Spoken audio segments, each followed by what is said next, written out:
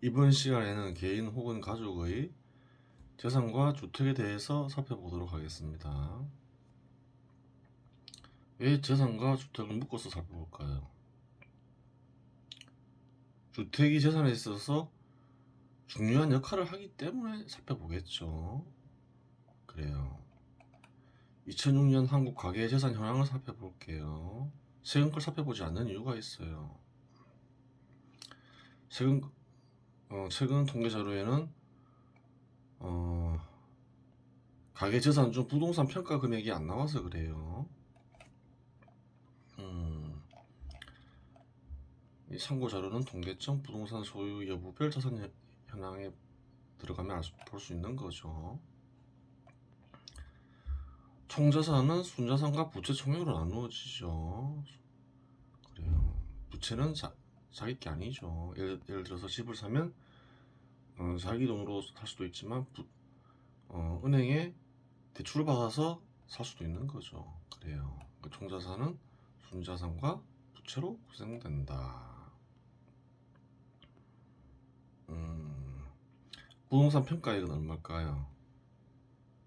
평균적으로 보면 2006년도에 한 2억 1,600만 정도 됐어요. 그럼 총자산 대비 부동산 비중은 몇 프로인가요? 76.85%죠. 순자산 대비 부동산 비중은 어떻게 될까요? 89%예요. 그래요. 2006년도에 보면 사회 구성원들 대부분은 그래요. 재산의 대부분이 뭔가요? 90%가 평균적으로 보면 부동산이라는 거죠. 평균적으로 봐서 그런 거예요. 사실은 예전에도 설명했지만 부채가 있는 사람과 없는 사람을 나누어서 봐야 되겠죠. 그래요. 부채로 집을 사는 경우가 한국에서는 일반화되어 있죠. 부채를 동원하죠. 그래요. 전 재산이 한국 사회 구성원들이 대부분의 전 재산은 집 한 채인 경우가 많겠죠. 그래요. 부채를 끼고 있는 사람은 그래요. 집 한 채가 전 재산일 거 아니에요. 물론 주택 가격에서 부채를 빼야 되겠죠. 그렇게 되는 거예요.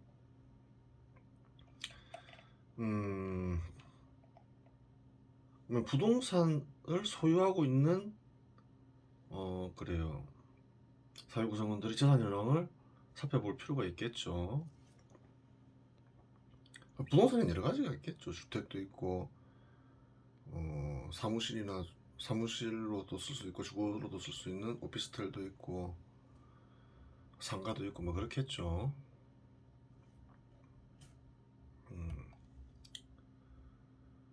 부동산을 소유하고 있는 사람들의 평균 총자산은 3억 7,400만 원 정도 돼요. 2006년에 순자산은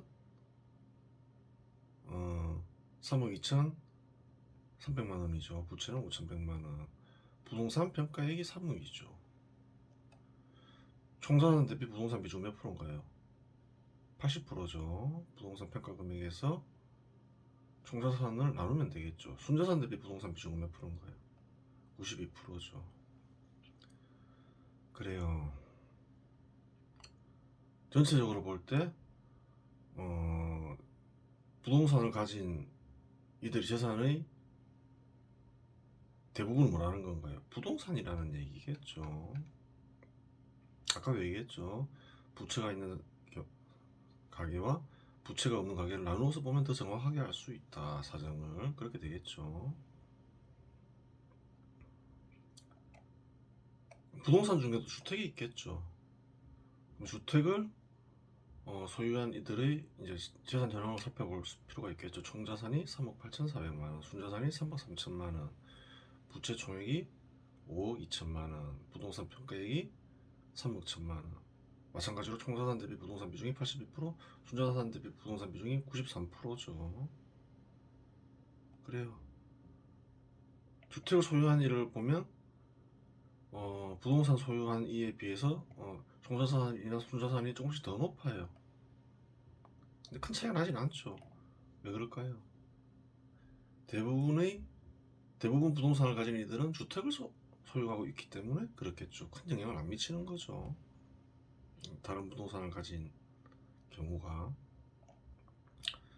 주택 미소유자는 어떨까요?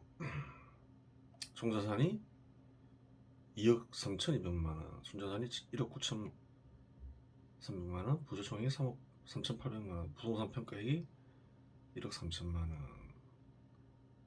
그래요. 총자산 대비 부동산 비중은 56%, 순자산 대비 부동산 비중은 67%죠. 주택 소유한 경우보다 급격하게 떨어지는 거죠. 주택 미소유라 해서 부동산 안 가지고 있다고 볼 수는 없는 거죠. 어떤 이들은 물론 이제 부동산을 안 가진 이들이 대부분이겠지만 오피스텔만 가지고 있거나 주택이 아닌 부동산을 가진 이들도 여기 포함되겠죠. 아예 부동산을 소유하지 않은 이의 재산 현황을 볼 필요가 있겠죠. 총자산이 4천만 원 정도 되고 순자산이 3,100만 원, 부채 총액 918만 원이 되죠. 그래요. 부동산을 소유하지 않는 이는 순자산이 3천만 원밖에 안 되죠. 부동산을 소유한 이는 어떤가요? 3억은 되는 거죠. 10배 이상 자산이 많죠. 순자산이 많죠. 그래요. 주택 소유한 것과 비교해봐도 마찬가지겠죠. 부동산을 소유하지 않은 이의 순자산은 3,140만 원. 주택을 소유한 이의 순자산은 3억 3,222만 원이죠. 그래요. 2006년도 현황이고 2021년 현황을 추정할 수 있겠죠. 부동산 비중이 크게 변했을까요? 크게 변하지 않았겠죠. 총자산 대비 한 76% 정도로 이렇게 추정해서 구해볼 수가 있어요. 부동산 평가 금액은 안 나와 있지만 전체 자산은 나와 있죠. 그래요. 전체 자산과 부채 순자산은 알 수 있어요. 한 5억 정도 되죠. 2021년도에. 그러면 부동산 비중을 76%로 이렇게 가정을 하면 3억 8천만 원 정도 되겠죠. 부동산의 자산은 1억 2천만 원 이렇게 되는 거예요. 평균이. 최근에는 가계 재산 현황에 중앙값도 나와 있죠. 중간 정도 사는 사람, 한국에서 중간 정도 사는 사람의 부채는 6,700만 원, 순자산은 2억 1,600만 원인데요. 한 2억 한 8천 된다는 거죠. 부동산이 한 2억 1,600만 원으로 추정할 수 있고 부동산의 자산이 683만 5천 원으로 추정할 수 있겠죠. 그래요.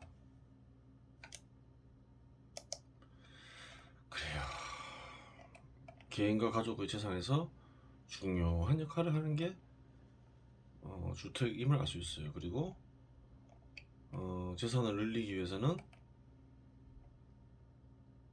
주택을 가지는 게 좋겠죠. 그래요. 왜?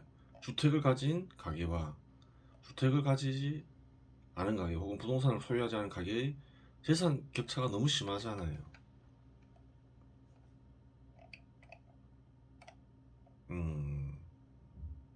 그러면 주택을 가진 이들이 몇 프로나 될까 살펴볼 필요가 있겠죠. 2020년에 보면 전국적으로 보면 주택 소유 가구 비중은 56%예요.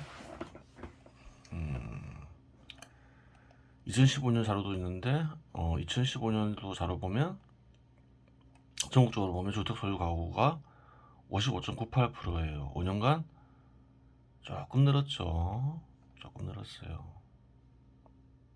총 가구 수는 어떤가요? 2015년에 비해서 다 증가했죠. 전국 서울특별시 부산광역시 다 증가했어요. 주택 소유 가구도 다 증가했어요. 근데 주택 소유 가구 비중은 어떤가요? 전국적으로는 증가했지만 감소한 지역도 있어요. 서울특별시, 부산광역시, 인천광역시, 대전광역시, 세종특별자치시 제주특별자치도 그래 전국적으로는 주택 소유 가구 비중이 증가했지만 그 지역적으로 보면 뭐 증가한 데도 있고 감소한 데도 있어요. 그래요.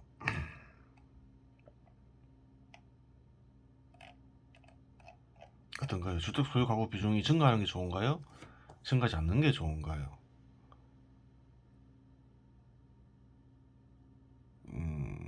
어떤 이들은 재산을 가지면 안 된다고 주장하는 이들도 있잖아요. 특히 공산주의자나 사회주의자. 주택은 재산의 중요한 부분을 차지하잖아요. 그러면 우선 재산을 가지는 게 사회적으로 볼 때 이로운지 해로운지를 한번 살펴봐야 되겠죠.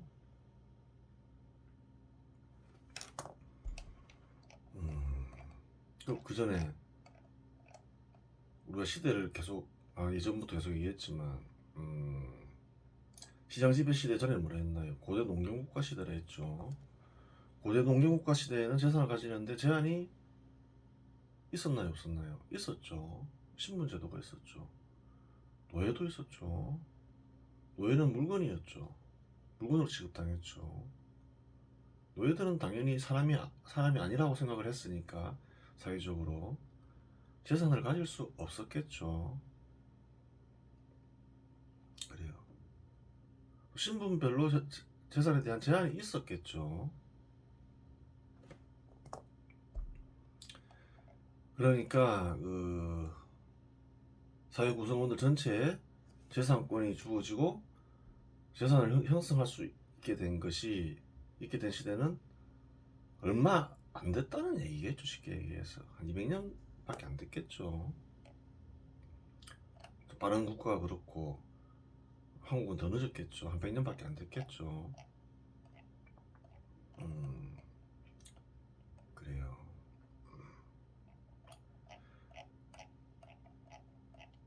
재산은 개인이나 가계의 재산은 어떤 기능을 하나요? 우선 개인과 가족의 안정적인 삶을 보장하죠. 그래요. 개인과 가족은 보통 어떻게 살아가나요? 소득을 얻어서 살아가죠. 직장이 있죠. 직장에 문제가 생길 수가 있잖아요. 그래요. 그럼 소득을 얻을 수 없잖아요. 소득을 얻을 수 없으면 어떻게 되나요? 사람이나 가족은 시장에서 구매하면서 생존을 하는데 소득을 얻지 못하게 되면 시장에서 필요한 것을 구매하지 못하니까 굶어 죽어야 되잖아요. 하지만 재산이 있으면 다르죠. 그래요. 재산이 개인과 가족의 안정적인 삶을 보장하는 역할을 해요. 일종의 보험의 기능을 하는 거죠. 나이가 들어서도 마찬가지겠죠. 나이가 들면 어떤가요? 일을 못하게 될 수 있는 거죠. 재산이 있으면 어떤가요? 좀 낫죠. 그래, 재산이 없는 것보다 훨씬 나아요. 또 어떤 역할을 할까요, 재산이? 사회에 필요한 자본을 공급한다. 그렇죠. 기업은 어떤가요? 민간 기업은 개인과 가족 대부분 사회 구성원들이 삶의 터전이죠. 그의 근로자로 참여하건 기업 소유자로 참여하건 기업은 무엇을 바탕으로 만들어지나요? 개인과 가족의 개인과 가계의 재산이 바탕이 되어서 만들어지죠. 그래요. 이 투자 기업의 생성을 도면으로 그린 거죠. 개인 재산을 바탕으로 해서 개인들이 기업을 만들어요. 이건 뭔가요? 개인 재산이고 기업 재산이죠. 기업이 커지다 보면 또 기업 재산이 생기는 거죠. 기업 재산을 바탕으로 개인들이 또 신규 기업을 만들 수 있겠죠. 그러면 민간 기업의 바탕이 되는 건 뭔가요? 개인 재산이겠죠. 개인 재산. 개인 혹은 가계의 재산인 거죠. 그래요. 개인과 혹은 가계의 재산을 함부로 탐하는 게 아니에요. 한국이든 어느 나라든 개인과 가계의 재산을 탐하죠. 근데 그러면 될까요? 안 될까요? 사회 전체적으로도 이롭지 못함을 확인할 수가 있겠죠. 투자가 잘 안 되겠죠.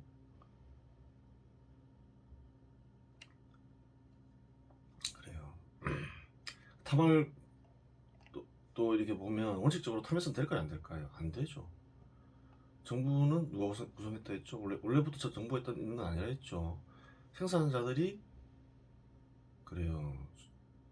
필요하니까 정부를 만들었겠죠. 자기들이 생산물을 그래요.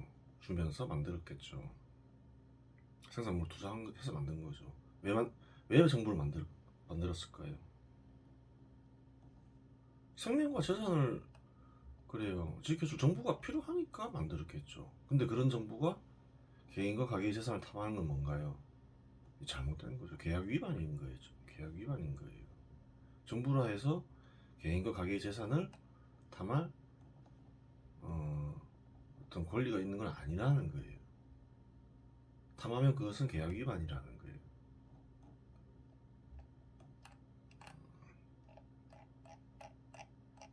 그렇게 되는 것이고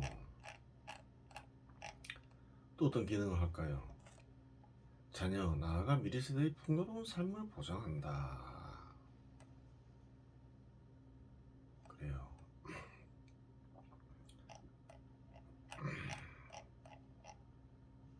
사회 구성원들은 가족을 형성하죠. 남자는 여자한테 끌리고 여자는 남자한테 끌리고 서로 함께 살면 사랑해서 함께 살면 또 애가 태어나고 애를 그래요 책임지려고 하죠. 고생하면서 키우고 또 재산을 형성하고 또 그 재산을 대부분 다 자녀에게 주죠. 왜 그러는가요? 그건 어디에 바탕한 거예요? 선천적인 질서에 바탕하는 거죠. 그래요. 그 선천적인 질서를 존중해야 될까요? 안 해야 될까요? 존중하면 이룰까요? 이롭지 않을까요? 이롭다는 거예요. 사회 구성 그래 사회 구성원들이 있어야 사회가 유지되잖아요. 부모가 자녀에 대한 책임감을 못 느끼면 어떡할까요? 어떻게 되나요? 사회 구성원 필요하고 사회가 유지되기 위해서 정부가 애를 키워야 되겠죠. 그렇게 되는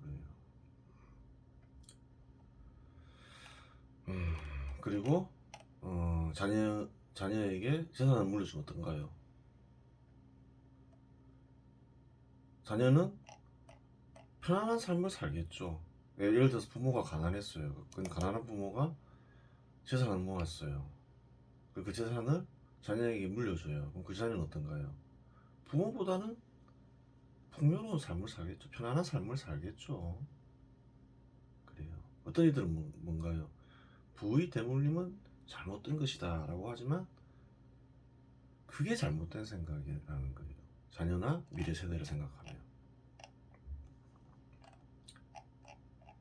그렇잖아요. 아무것도 없는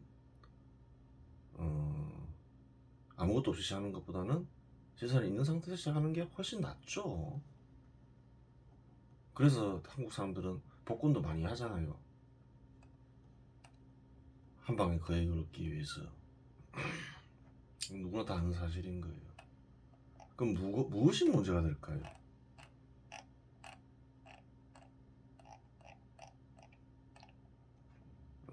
주택 소유 가구 비중을 보면 2020년에 56%죠. 그러면 44%는 주택을 소유하지 않고 있다는 말이잖아요. 근데 주택을 소유하지 않으면 어떤가요? 재산 상태가 형편없음을 확인했죠. 부동산 미소유자는 순자산이 3천만 원밖에 안 되죠. 빚만 있는 사람들도 있겠죠. 그래요. 재산이 없어서 가난이 대물림이 되는 게 문제라는 거예요. 부, 그래요. 부가 대물림 되는 게 문제가 아니라는 거예요. 부가 대물림 되면 그것은 좋은 거라는 거예요. 자녀, 나아가 미래 세대도 좋고, 그래요. 좋다는 거예요. 문제가 되는 거는 가난의 대물림이라는 거예요. 가난의 대물림과 부의 대물림을 그래요. 결합해서 보면 안 된다는 거예요. 부의 대물림은 좋은 것이다. 가난이 이어지는 게 문제다.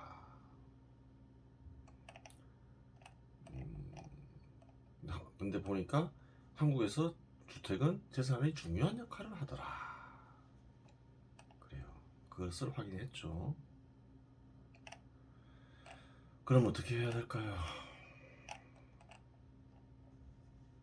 주택을 가지게 장려를 해야 되는 거죠. 그렇잖아요.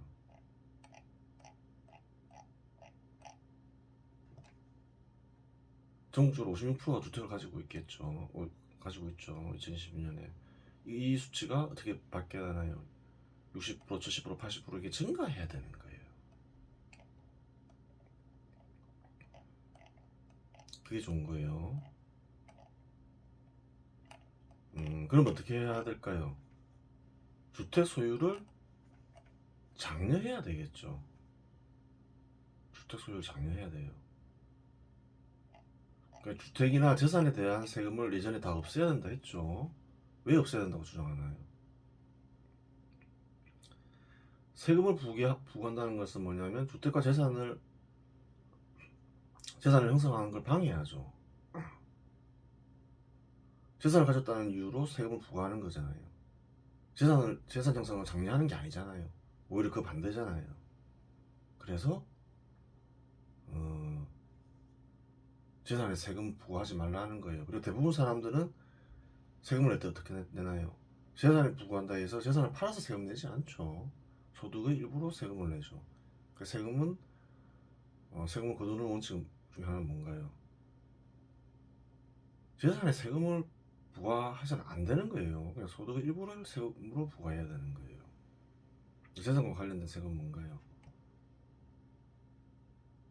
예를 들어서 뭐 종합부동산세, 또 뭐겠는 상속세, 증여세 다 폐지하라 했죠. 뭐 재산세 뭐 이런 게 있는 거죠. 다 폐지해야 되는 거예요. 자동차세 이런 것도 그렇죠. 다 폐지해야 되는 거예요. 그래서 재산 형성을 쉽게 해줘야 돼요. 재산 형성을 하는데 장애를 일으키면 안 된다는 거죠. 또 주택도 그렇잖아요. 재산에서 주택이 가장 중요한 역할을 하잖아요. 주택에 그 세금을 부과하면 어떻게 되나요? 주택을 사기 싫어질 수 있잖아요. 그럼 그것은 어떤 역할을 하나요? 재산 형성에 큰 장애를 일으킨다는 거예요. 사회적으로 좋은 게 아니라는 거예요.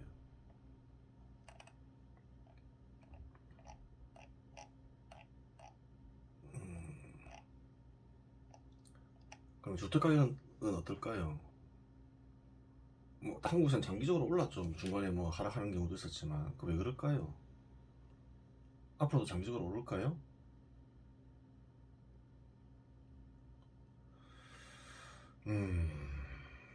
뭐 시스템에 변화가 없으면 뭐 장기적으로 오르겠죠. 뭐 크게 오르건 작게 오르건 뭐 시스템이 크게 변할 일은 없으니 그래요. 어, 올라가겠죠. 적절하게 올라가는 게 정상적이겠죠. 왜 그런가요? 부동산 가격 어떻게 결정된다죠? 연이자율분의 1년간 부동산 투자 수익. 연이자율은 높아질 수도 있고 낮아질 수도 있겠죠. 1년간 부동산 투자 수익은 어떻게 결정될까요? 발전하는 국가에서는 소득이 증가하겠죠. 그래요. 소득이 증가하면 어떻게 되나요? 구매력이 커지겠죠. 주택을 사려는 사람들의 구매력이 커지겠죠. 또 어떤 부분이 있나요? 비용이 비싸지잖아요. 소득이 커진다는 말은 사회 구성원들의 몸값이 비싸진다는 소득 몸값이 비싸진다는 말이기도 하잖아요. 그 좋은 집을 살려고 하고 소득이 증가하면 좋은 자재를 쓰려고 하고 그래요. 장기적으로 보면 화폐 가치 하락이 아니더라도 부동산 가격은 장기적으로 상승하겠죠. 급격하게 상승하는 것만 막으면 되는 거죠. 급격하게 상승은 왜 하나요? 한국에서는 다주택자들이 급격하게 상승시킨다 이렇게 생각하지만 그건 아닌 거죠. 또 실현 결과로도 알 수 있죠. 문재인 정부가 다주택자를 규제했지만 이전 정부에 비해서 그래요. 급등한 사실을 확인할 수가 있어요. 집값이 올라가면 누가 긴장을 느낄까요? 집을 가진 이가 긴장을 느낄까요? 아니라는 거예요. 집은 뭐죠? 생존 수단이죠. 집을 가지지 않은 이가 그래요. 긴장을 느끼겠죠. 집을 안 가진 이들 중에서도 재산을 가진 이들이 있잖아요. 그런 사람들이 그래요. 막 사는 거죠. 그거 어디서 확인할 수 있나요? 확인도 가능하죠. 최근 들어서 그래요. 한국 주택 가격을 급등시킨 주 세력이 누구라나요? 2030이라고 하죠. 집을 가지지 않은 이들이죠. 그렇게 되는 거예요. 그래서 집을 가지도록 장려하고 장려해서 주택 소유 가구 비중을 60% 70% 이렇게 증가시키면 어떻게 되나요? 급등시킬 주체가 사라지게 된다는 거예요. 그래요. 그래 이번 시간에는 재산과 주택에 대해서 살펴보았습니다.